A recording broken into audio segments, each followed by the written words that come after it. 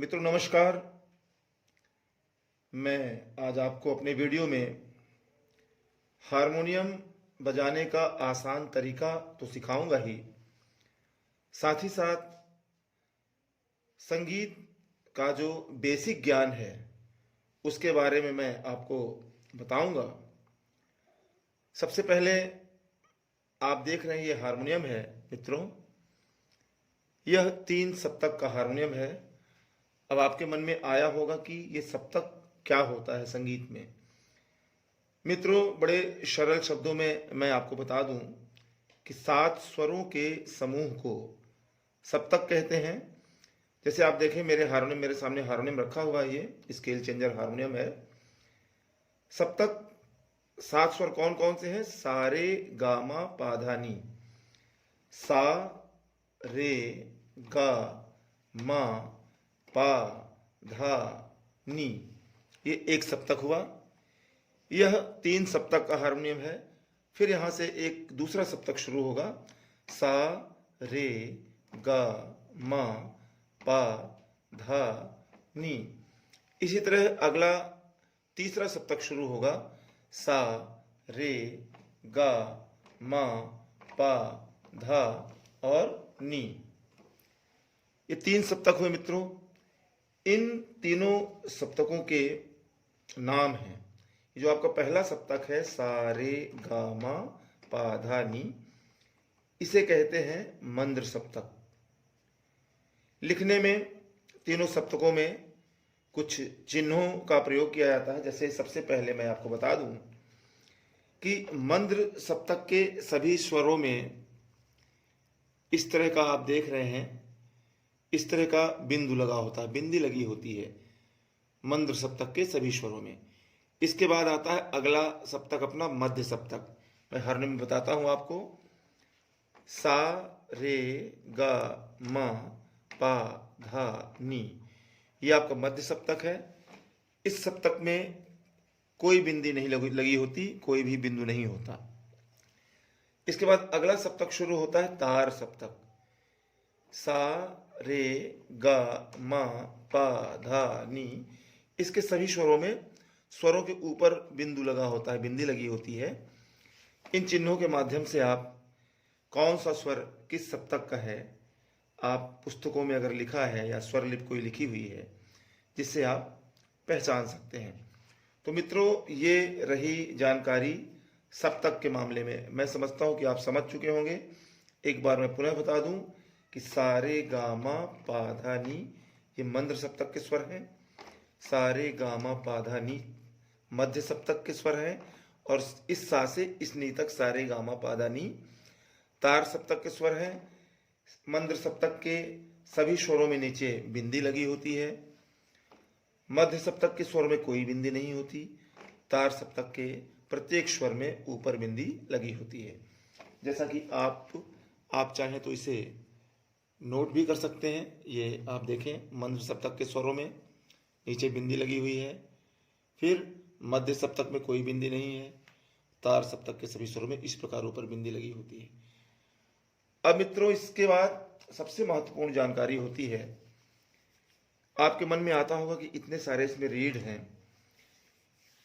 इनको किस ढंग से व्यवस्थित किया गया है, स्वर क्या है, स्वर कितने प्रकार के होते हैं, स्वरों का क्रम क्या है।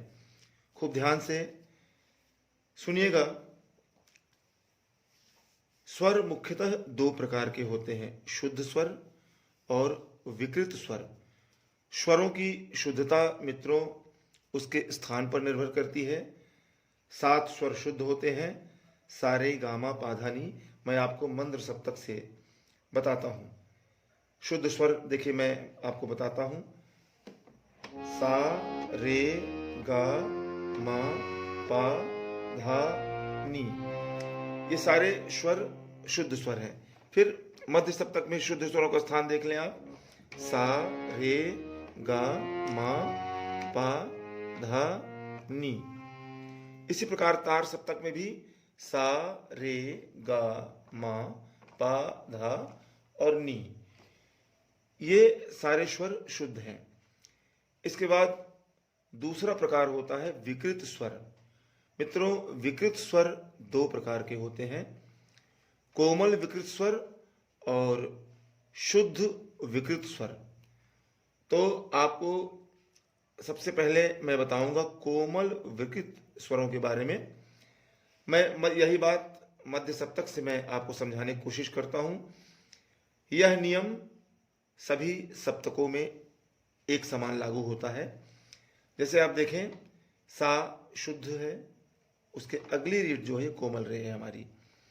फिर रे शुद्ध है, उसके ठीक आगे जो ये सफेद रीड है ये हमारी कोमल रीड है, कोमल स्वर है, अर्थात रे कोमल और गा कोमल।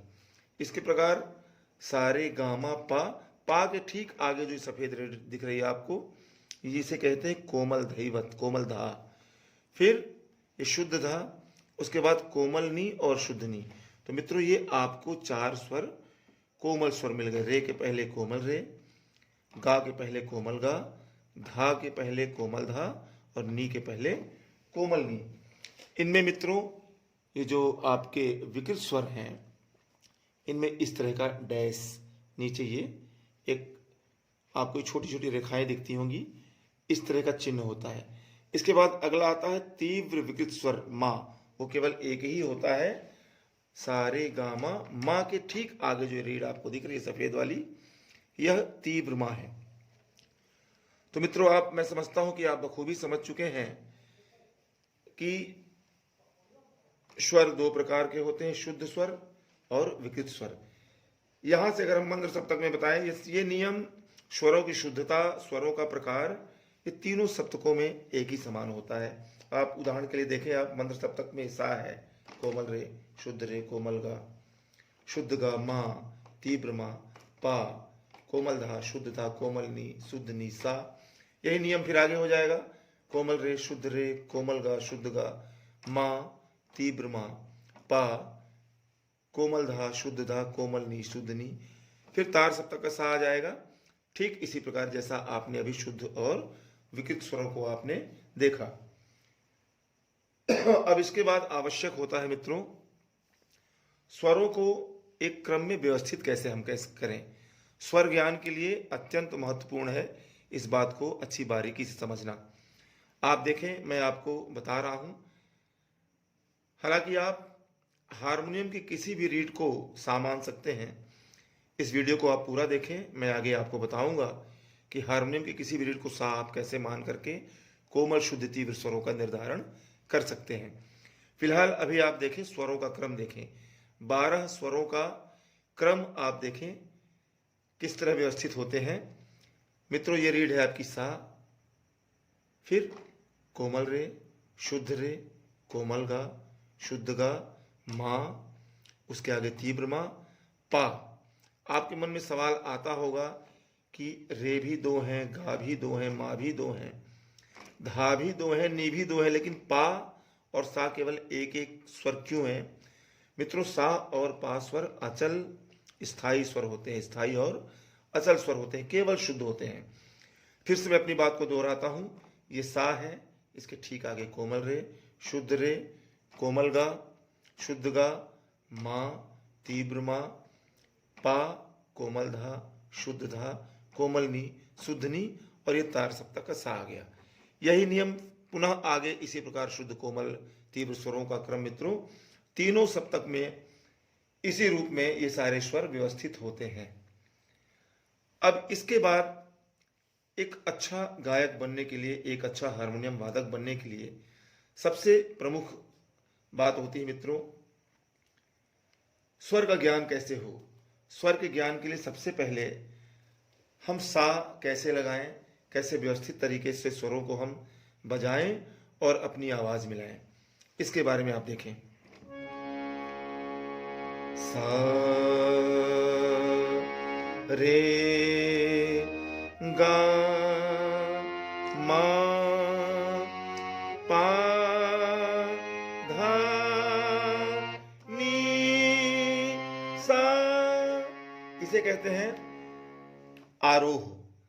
हर स्वर बढ़ते हुए क्रम में है, हर स्वर की आवाज हर स्वर से थोड़ा आपको तीव्र सुनाई दे रही है।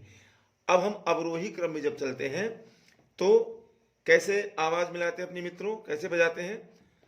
सा नी धा पा मा गा रे सा। ये सारे गामा पाधा निसा, सानी धापा मागा रेसा हारमोनियम को आपको बजाना है। और सबसे पहले इसकी आवाज को खूब अच्छे से एकाग्रचित्त होके सुनना है। उसके बाद मधुर कंठ से अपनी आवाज को मिलाना है। अब मित्रों, आपके मन में एक सवाल आता होगा कि क्या हम किसी भी रीड को सा मान करके और सरगम का अभ्यास कर सकते हैं? बिल्कुल, आप किसी भी रीड को सा मान करके किसी भी रीड से आप अपनी आवाज मिला के अपना एक सुंदर स्केल स्थापित कर सकते हैं। जैसे उदाहरण के लिए, ये मैं मंद्र सप्तक के कोमल नी को ले रहा हूं, इसको सा मान के मैं आपको बताता हूं अभ्यास करना। इसमें भी मित्रों स्वरों के प्रकार का क्रम जो है उसको ठीक उसी तरह व्यवस्थित है। सबसे पहली रीड आपकी सा होगी, उसके ठीक आगे कोमल रे होगी, फिर शुद्ध रे, फिर कोमल गा, शुद्ध गा, मा, तीव्र मा, फिर पा, फिर कोमल धा, शुद्ध धा, कोमल नी, शुद्ध नी, और ये ऊपर का तार सप्तक का आपका ये सा। इसके पीछे के जितने स्वर वो मंद्र सप्तक के स्वर कहलाएंगे।